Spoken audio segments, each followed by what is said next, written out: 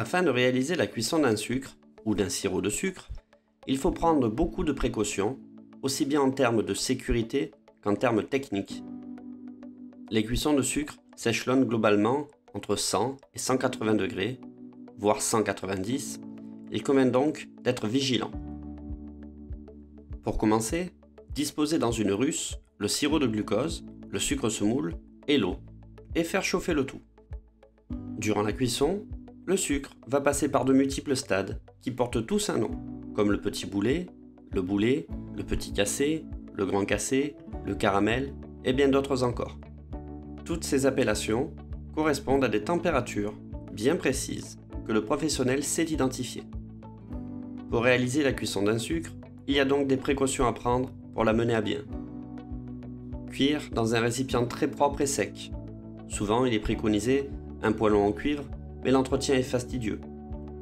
Dissoudre le sucre avec un tiers de son poids en eau.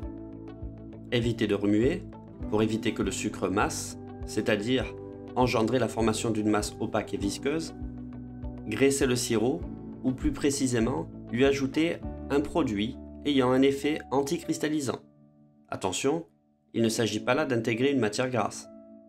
Graissez donc le sirop avec un anticristallisant pour les cuissons élevées, avec du sirop de glucose ou de l'acide citrique ou de l'acide tartrique, de la crème de tarte, du vinaigre ou du citron. Ici, nous avons utilisé du sirop de glucose, qui est l'élément le plus utilisé en pâtisserie, et évitera que le sucre masse, c'est-à-dire qu'il forme une masse opaque et blanchâtre très visqueuse, avec présence de cristallisation. Pour les cuissons sur le gaz, vérifiez que les flammes ne brûlent pas les contours du récipient. Nettoyez les bords du récipient avec un pinceau humide s'il y a des projections sur les parois. Pour les températures bien précises, contrôlez la cuisson avec un thermomètre. Il y a donc une panoplie de précautions à mettre en œuvre.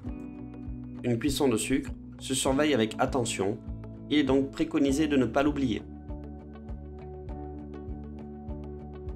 Plus la cuisson monte en température, plus on observe une couleur jaunâtre.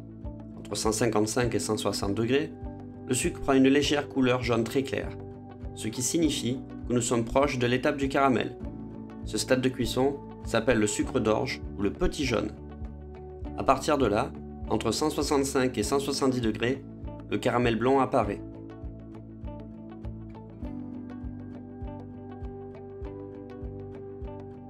Il est admis d'homogénéiser la préparation en remuant légèrement la russe.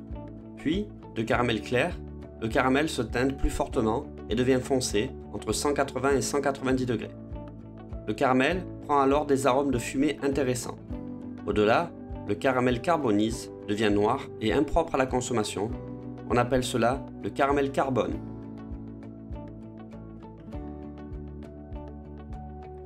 Une fois arrivé à température, stoppez la cuisson en trempant la russe dans un bac gastro rempli d'eau.